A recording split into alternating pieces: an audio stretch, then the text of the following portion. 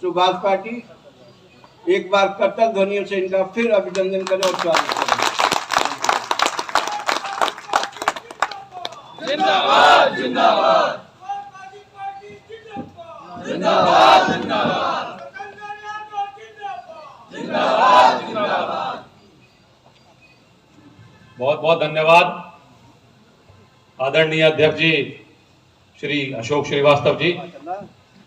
सुभाषवादी भारतीय Samajwadi party Subhash party के प्रदेश सम्मेलन में दूर दराज से आए हुए साथियों, मंच पर उपस्थित आदरणीय राष्ट्रीय अध्यक्ष जी अशोक श्रीवास्तव जी, राष्ट्रीय कोषाध्यक्ष भाई किशन गर्ग जी, राष्ट्रीय महासचिव भाई हरवीर सिंह जी और प्रदेश अध्यक्ष श्री विजय जुवाठा जी, जो सुबह 3 बजे देवरिया जिले से, जो उनका गृह जनपद है, वहां से पधारे हैं।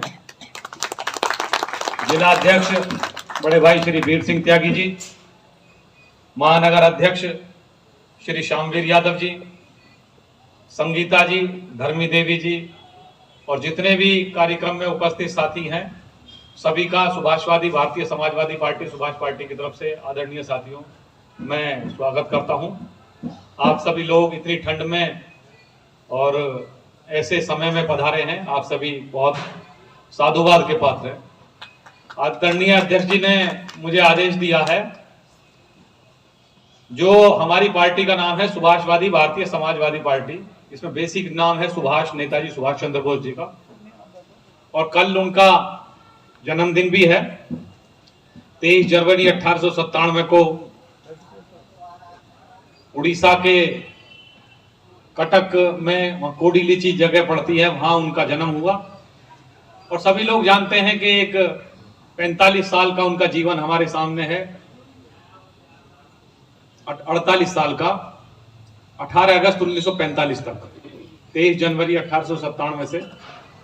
और जो इस देश की आजादी के संघर्ष में उस व्यक्तित्व का योगदान है वह अतुलनीय है, अविस्मरणीय है। आज तो वास्तविकता की बात यह है कि जितना भाव है हमारे पास, उसकी जितनी भावांजलि बनती है सब नेताजी सुभाष चंद्र बोस के लिए। जितनी श्रद्धा है हमारे जीवन में किसी के लिए भी, जितनी श्रद्धांजलि बनती है वो सब नेताजी सुभाष चंद्र बोस के लिए। और जितना काव्य है वो सारी की सारी काव्यांजलि अगर किसी आदमी के लिए है तो वो नेताजी सुभाष चंद्र बोस जी के लिए। आदरणीय साथियों, 48 साल का कोई बहुत लंबा जीवन नहीं होता। मेरी भी इस समय 49 साल की आयु है। इस संसार में प्रतिदिन लाखों लोग पैदा होते हैं और जीकर चले जाते हैं, लेकिन कुछ व्यक्तित्व, कुछ लोग ऐसे होते हैं जो हमेशा लोगों को एक रास्ता दिखाने का काम करते हैं, एक प्रेरणा देने का काम करते हैं। मेरे से कोई ये पूछे कि मेरे दादाजी का नाम क्या है तो मैं उनका नाम बता दूंगा, लेकिन उनके दादाजी के नाम की अगर बात आएगी तो मुझे नाम याद नहीं होगा। और बाकी आगामी पीढ़ियों के बारे में तो मैं कल्पना भी नहीं कर सकता कि उनके नाम XYZ फलाना ढिमकाना राम रहीम क्या होंगे। उसके बावजूद भी संसार में कुछ व्यक्तित्व ऐसे होते हैं जिन्हें उनके जीवन के बाद, दशकों बाद, शतकों बाद, हजारों साल बाद भी याद किया जाता है। और याद उसी को किया जाता है जो समाज को कुछ दे के जाता है, समाज के लिए करके जाता है। आप इतने बड़े बड़े व्यक्तित्वों के नाम जानते हैं, नेताजी सुभाष चंद्र बोस, भगत सिंह, राजगुरु, सुखदेव, महात्मा गांधी, डॉक्टर अंबेडकर, लंबी सीरीज है। मैं अगर आपसे पूछूं कि 300 साल पहले के सबसे बड़ी धनी व्यक्ति का नाम आप बताओ, 500 साल पहले के धनी व्यक्ति का नाम बताओ, 1000 साल पहले के धनी व्यक्ति का नाम बताओ, तो हम शायद 1 या 2 नाम को ही हम ले पाए। क्योंकि समाज धनी को याद नहीं करता, समाज उसको याद करता है जिसने समाज के लिए अपना जीवन दिया। इस संसार में आना, पैसा कमाना, नाम कमाना, सुख प्राप्त करना, ये तो एक साधारण सी इच्छा है जो हर मनुष्य के अंदर होती है। और अगर पैसे की इच्छा को छोड़ दो, नाम की इच्छा को छोड़ दो, तो भय, भूख, निद्रा और मैथुन, ये 4 चीज तो ऐसी हैं जो मनुष्य के अंदर भी है और जानवर के अंदर भी है। कोई अंतर इनमें नहीं पड़ता। कुछ ही लोग ऐसे होते हैं जिन्हें इस संसार में उनकी मृत्यु के बाद याद किया जाता है, और ये वही व्यक्तित्व होते हैं जो देश और समाज के लिए अपना सर्वस्व न्योछावर करते हैं। नेताजी सुभाष चंद्र बोस जैसे व्यक्तित्वों को याद करने का उद्देश्य यही है कि उनके जीवन से हम प्रेरणा लें और अपने जीवन को भी समाज के हित में लगाने का काम करें, तभी ऐसे आयोजनों का सफल महत्व बनता है। नेताजी सुभाष चंद्र बोस के बारे में मैं कुछ बातें आपको बताऊंगा और आप लोगों से निवेदन करूंगा कि शांत मन से उन बातों का चिंतन करें कि ऐसा उस व्यक्तित्व में क्या है जो आज हम उन्हें यहां याद करने के लिए यहां बैठे हुए हैं। हालांकि अभी तक ये निश्चित नहीं है, कई लोग मानते हैं नेताजी आज भी जीवित होंगे, कई लोगों का मानना है कि वो आज इस संसार में मौजूद नहीं है, क्योंकि अगर आज हम देखें तो ये जो कल 23 जनवरी आ रही है, इसको नेताजी सुभाष चंद्र बोस जी के जीवन के 126 वर्ष पूरे हो जाएंगे। तो 126 वर्ष एक बहुत लंबा समय होता है, लेकिन चूंकि 18 अगस्त 1945 को जो प्लेन दुर्घटना हुई, उससे के बाद ये जानकारी क्लियर नहीं हो पाई ये बात कि नेताजी जीवित हैं या अजीवित हैं। इस देश की सरकारों ने अब तक 3 आयोगों की स्थापना की है। 1956 में जब देश आजाद हो गया तो नेताजी की फौज में थे शाहनवाज साहब। शाहनवाज जी ने पंडित जवाहरलाल नेहरू के मंत्रिमंडल में मंत्री भी थे। तो शाहनवाज जी के नेतृत्व में एक आयोग की स्थापना पंडित जवाहरलाल नेहरू ने की, जिसका नाम था शाहनवाज आयोग। शाहनवाज आयोग ने रिपोर्ट दी कि 18 अगस्त 1945 को प्लेन दुर्घटना हुई जिसमें नेताजी सुभाष चंद्र बोस जी का निधन हो गया। उसके बाद भी कंट्रोवर्सी शांत नहीं हुई, कुछ लोग मानते रहे नेताजी आज भी जीवित हैं। इंदिरा गांधी प्रधानमंत्री बनी, उन्होंने 1970 में एक आयोग की स्थापना की, खोसला आयोग। खोसला आयोग ने भी यह रिपोर्ट दी कि नेताजी सुभाष चंद्र बोस प्लेन दुर्घटना में 18 अगस्त 1945 को देश की आजादी के लिए शहीद हो गए। उसके बाद जब अटल बिहारी वाजपेयी प्रधानमंत्री बने, 19 मार्च 1998 को वाजपेयी साहब ने प्रधानमंत्री बनते ही 2 घोषणाएं की। एक वेंकटचलैया आयोग उन्होंने बनाया इस देश के संविधान की समीक्षा करने के लिए, और दूसरा उन्होंने बनाया मुखर्जी आयोग, नेताजी सुभाष चंद्र बोस के जीवन से संबंधित तथ्यों का जानकारी जुटाने के लिए। मुखर्जी आयोग ने अपनी रिपोर्ट दी कि 18 अगस्त 1945 को प्लेन दुर्घटना नाम की कोई भी घटना नहीं घटी, कोई घटना नहीं हुई। तो आज भी ये कंट्रोवर्सी बनी हुई है। मुखर्जी आयोग की रिपोर्ट का आए हुए भी 20 साल से ज्यादा का समय हो गया है। तो कई लोग ये मानते हैं कि आज भी नेताजी कहीं जीवित होंगे। हालांकि मैं उस बात में नहीं जानता कि नेताजी जीवित हैं या अजीवित हैं। नेताजी एक व्यक्तित्व नहीं है, एक विचारधारा है। नेताजी एक व्यक्ति नहीं है, एक विचारधारा है। व्यक्ति का आना जाना संसार से सामान्य बात है, लेकिन विचारधारा कभी नहीं मरती। और नेताजी का वो सपना आज भी अधूरा है, और हमारे सामने एक बहुत बड़ा लक्ष्य है जिसके लिए उन्होंने कुर्बानी दी। नेताजी का केवल इतना भर उद्देश्य नहीं था कि हिंदुस्तान आजाद हो जाए और अंग्रेजों की गिरफ्त से निकल के जो हिंदुस्तान के चालाक, होशियार और बुद्धिमान और ताकतवर लोग हैं उनकी गिरफ्त में फंस जाए। उनका एक सपना था समाज के अंदर एक रिवॉल्यूशन, एक परिवर्तन लाने। और उन्होंने साफ कहा था कि जब तक देश के अंदर आर्थिक, सामाजिक, राजनीतिक, धार्मिक गैर बराबरी है, तब तक इस आजादी का कोई भी मतलब नहीं बनता। आज आजादी के 75 साल बाद जब इस देश के अंदर आज भी 90% आदमी 25,000 रुपए से भी कम कमा पाता है, वैसे में कल्पना करी जाए इस बात की कि क्या नेताजी सुभाष चंद्र बोस जी का वो सपना साकार हुआ या नहीं हुआ। यहीं से आज का आगे का चिंतन चलता है। यहां से आज का चिंतन चलता है कि ऐसी पार्टियों की, ऐसे कार्यक्रमों की, ऐसी गोष्ठियों की, और इतनी मेहनत करके इतने लोगों को जुटाने का यहां क्या उद्देश्य बनता है। अगर हम इस बात को नहीं सोचेंगे कि जिन सपनों के लिए वो कुर्बानी दी गई, उन सपनों को हमने पूरा किया या नहीं किया, तो इस आयोजन का कोई मतलब नहीं बनता। नेताजी सुभाष चंद्र बोस कोई सामान्य शख्सियत नहीं है। आज की डेट में हम जिस समाज में रहते हैं, सरकारी नौकरी का बड़ा आकर्षण होता है। आदमी अगर सरकारी नौकरी में चपरासी भी बन जाए तो 3 पुश्तें तर जाती हैं, माला माल हो जाती हैं। उस जमाने में उस आदमी ने ICS की परीक्षा पास की थी, जैसे आज IAS होता है। उस जमाने में इंडियन सिविल सर्विसेज होती थी, लेकिन उन्होंने अपने पिताजी की जिद पर ICS की परीक्षा पास तो कर ली, लेकिन उसके बाद अपने पिताजी को पत्र लिखा कि भारत माता की सेवा और अंग्रेज राज की सेवा दोनों एक साथ नहीं हो सकती, और ICS से उन्होंने त्याग पत्र दे दिया। हालांकि मोहम्मद अली जिन्ना से नेताजी के बहुत संबंध अच्छे थे। जिन्ना ने उन्हें सलाह दी थी कि आप आईसीएस का पद मत छोड़ो। उन्होंने कहा अगर प्रशासन में आप जैसे योग्य लोग होंगे तो इससे भी देश की बड़ी सेवा होगी। लेकिन नेताजी नहीं माने और नेताजी ने आईसीएस की परीक्षा जो पास की थी उस पद को उन्होंने ग्रहण नहीं किया, उसको त्याग कर इस देश की आजादी की लड़ाई में वो शामिल हो गए। तो कल्पना कीजिए जो आदमी आईसीएस छोड़ सकता है उसकी कितनी बड़ी कुर्बानी है। और नेताजी जिस परिवार में जन्म हुए वो परिवार इतना समृद्ध था, कभी कभी तो इनके बड़े भाई थे शरद बोस जो इन्हें 10-10 हजार रुपए खर्च करने के लिए दे देते थे। 10,000 रुपया 1920 का, आज से 100 साल पहले का। मैं समझो हम जितने लोग यहां बैठे होंगे हमारे पूर्वजों पर सब पे मिलकर 10,000 रुपया उस जमाने में नहीं।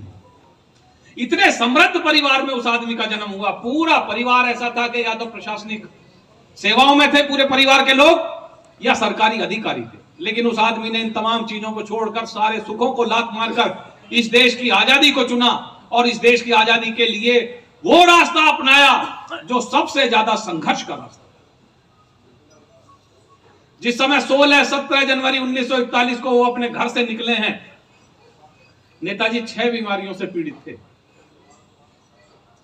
जिस समय उनकी कीर्ति किसान पार्टी के नेताओं से संपर्क हो रहा था, उन्होंने कहा नेताजी आपका स्वास्थ्य ठीक नहीं है, आप ये यात्रा कर पाएंगे? तो उन्होंने कहा मेरे स्वास्थ्य की चिंता मत करो, मेरा स्वास्थ्य ठीक हो जाएगा, कार्य आगे होना चाहिए। और 16-17 जनवरी 1941 की रात को BLA 7169 नंबर की गाड़ी में वो अपने घर से निकले अपने भतीजे शिशिर बोस के साथ, और 200 मील का सफर तय करके शिशिर बोस ने उन्हें झारखंड में गोमोह एक रेलवे स्टेशन है वहां छोड़ा। वहां से नेताजी ने ट्रेन पकड़ी और ट्रेन पकड़कर वो पेशावर पहुंचे और वहां से उन्होंने बड़ी मेहनत करके, जिन लोगों से उनकी अपेक्षा थी कि इन्होंने आगे जाने का रास्ता बना दिया होगा, वो इतने लोग सक्षम नहीं थे। उन्होंने अपनी मेहनत की लेकिन वो रास्ता नेताजी के रास्ता वो आगे के लिए नहीं बना पाया। बड़ी कोशिश करके उन्होंने पहले इटली पहुंचे, इटली से जर्मनी पहुंचे और ये प्लान बनाया। उस समय द्वितीय विश्व युद्ध अपने चरम पे था, अपने पीक पर चल रहा था और जर्मनी के खिलाफ लड़ते हुए भारतीय ब्रिटिश सेना के बहुत से हिंदुस्तानी सैनिक जर्मनी के अंदर कैद थे। नेताजी ने हिटलर से मुलाकात की और उन्होंने ये प्लानिंग की कि इन भारतीय सैनिकों को लेकर एक सेना लेकर वो आए और भारत पर अटैक करते हुए इस देश की आजादी की लड़ाई को लड़े। हिटलर ने उन्हें कहा कि नेताजी यहां से फौज बनाकर लड़ना बहुत कठिन होगा, आप जापान जाएं। जापान के अंदर रास बिहारी बोस और कैप्टन मोहन सिंह ने मिलकर आजाद हिंद फौज बनाई है, उस फौज को नेतृत्व दें और वहां से आजादी की लड़ाई आप लड़ें। आपको मैं एक बात बताऊंगा तो आप दंग रह जाएंगे कि जब जर्मनी के कील नामक बंदरगाह से 8 फरवरी 1943 को नेताजी चले हैं तो उन्हें यह कहा गया पनडुब्बी के अंदर चले हैं, जो पानी के अंदर अंदर जहाज चलता, कि जर्मनी से जापान पहुंचने की आपके 1% संभावना है। द्वितीय विश्व युद्ध पीक पे था, कहीं भी ऐसा हो सकता था ये पनडुब्बी पकड़ी जाती या इस पे अटैक कर इसको खत्म कर दिया जाता। तो नेताजी का साहस देखिए, उनका जुनून देखिए अपने लक्ष्य के प्रति। उन्होंने कहा कि 100 में 1% है, अगर 1000 में 1% संभावना होती मैं तो भी जाता। और उन्होंने उस पनडुब्बी के अंदर 81 दिन का सफर किया। उनके अंदर पनडुब्बी के अंदर नेताजी के साथ उनके पुराने साथी थे हैदराबाद के रहने वाले आबिद हसन सफरानी, और 81 दिन की वो दोनों उन योद्धाओं ने यात्रा तय की। और आप कल्पना कीजिए इस 81 दिन में उन्हें खाने के लिए वहां क्या मिलता था? उबले हुए आलू और कॉफी, रोटी के रूप में सूखे हुए ब्रेड और मांस, अध पका हुआ मांस। नेताजी ने तो मांस छोड़ दे चुके थे उस टाइम तक। उन्होंने पूरे रास्ते लगभग उस सूखी हुई रोटी से और उन सूखे हुए आलूओं से और कॉफी के साथ अपना समय उन्होंने 81 दिन का काटा।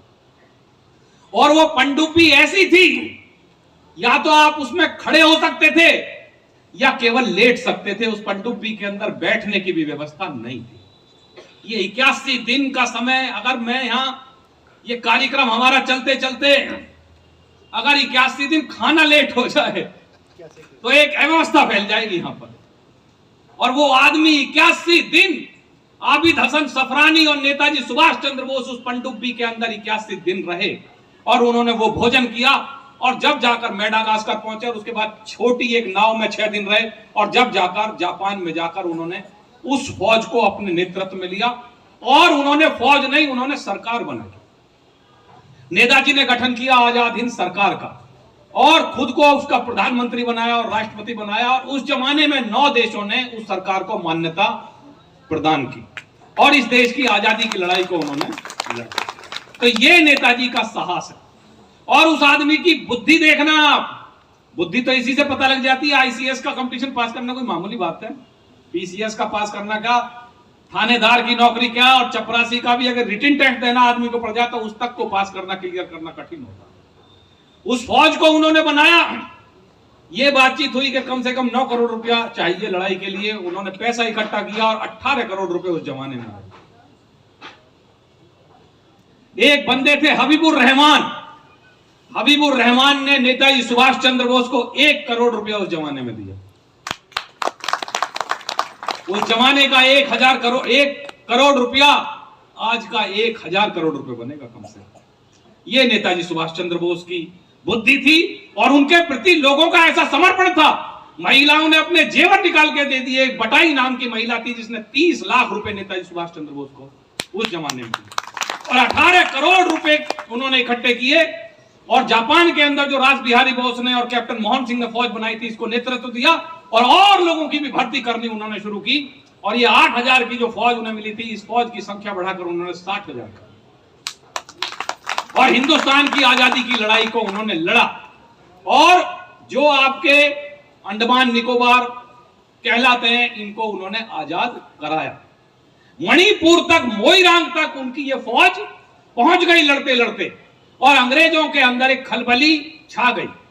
और आज भी अंग्रेज ये मानते हैं कि विश्व के इतिहास में, उनके अंग्रेजों के इतिहास में आज तक जो उन्होंने 8 बड़ी लड़ाई लड़ी है, उनमें एक लड़ाई ये भी है जो उन्होंने नेताजी सुभाष चंद्र बोस की फौज के साथ लड़नी पड़ी।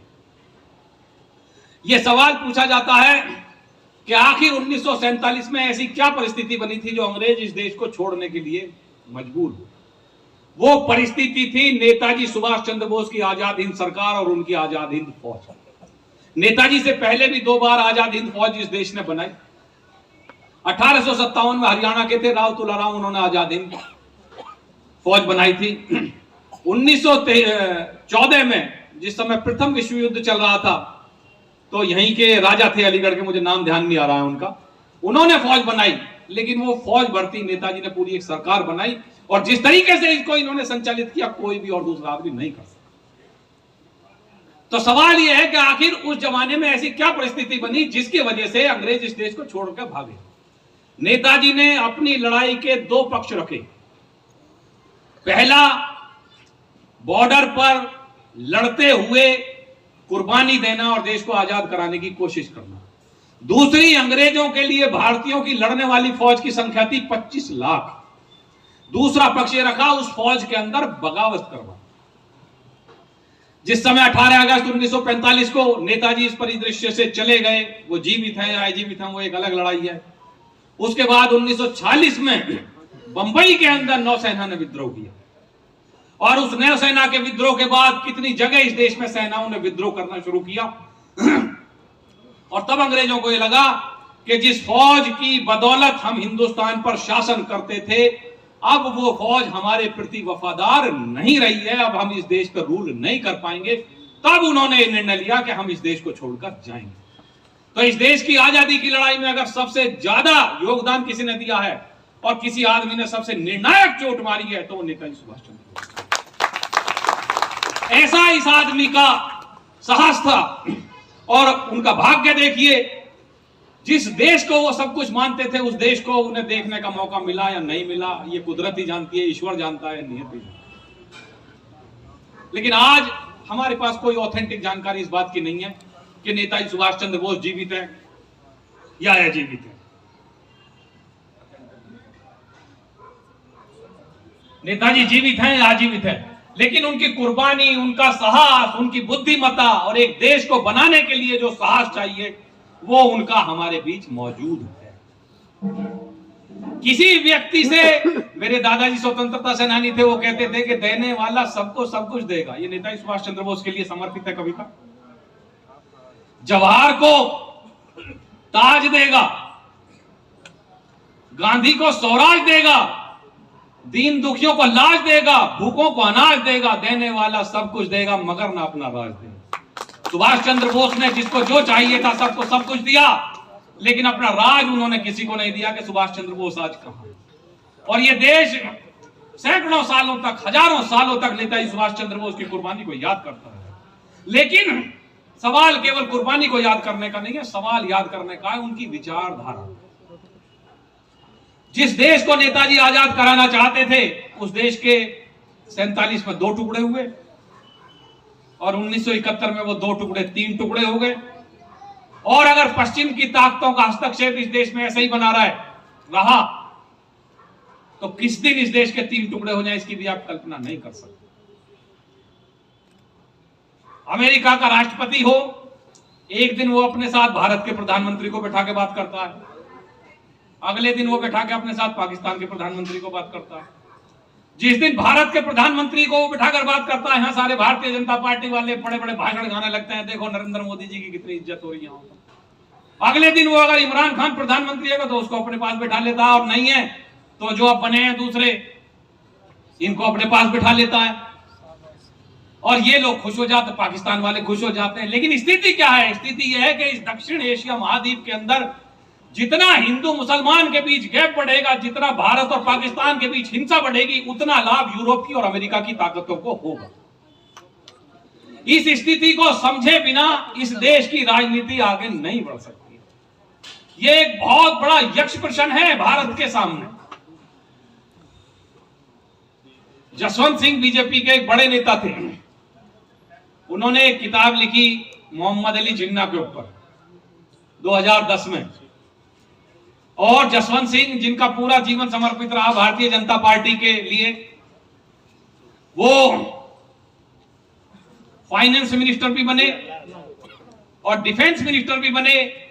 एक किताब लिखने पर भारतीय जनता पार्टी ने, शिमला के अंदर कार्यकारिणी की बैठक थी, राजनाथ सिंह राष्ट्रीय अध्यक्ष थे, जसवंत सिंह उस राष्ट्रीय कार्यकारिणी में जाने की तैयारी कर रहे थे। राजनाथ सिंह ने उन्हें फोन किया कि आपसे निवेदन है आप इस राष्ट्रीय कार्यकारिणी की बैठक में ना पहुंचे, और उन्हें भारतीय जनता पार्टी से बाहर कर दिया गया।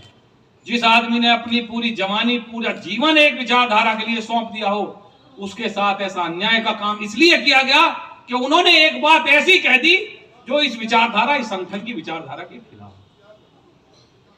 लेकिन यह सवाल हमें समझना है कि इस बात का आज क्या महत्व है। इस बात का आज महत्व यह है कि नेताजी सुभाष चंद्र बोस जैसे लोगों ने इस देश को आजाद तो करा दिया, लेकिन हमारा उद्देश्य यह है कि हम जो संगठन के रूप में बिखरे हुए हैं, जो 1 से 2, 2 से 3 टुकड़े हो गए, जब तक ये तीनों देश एक साथ नजदीक नहीं आते, तब तक नेताजी सुभाष चंद्र बोस जी का सपना जब तक इस देश में शिक्षा, चिकित्सा जैसी चीजें आम आदमी के लिए उपलब्ध नहीं होती, तब तक वो सपना अधूरा है।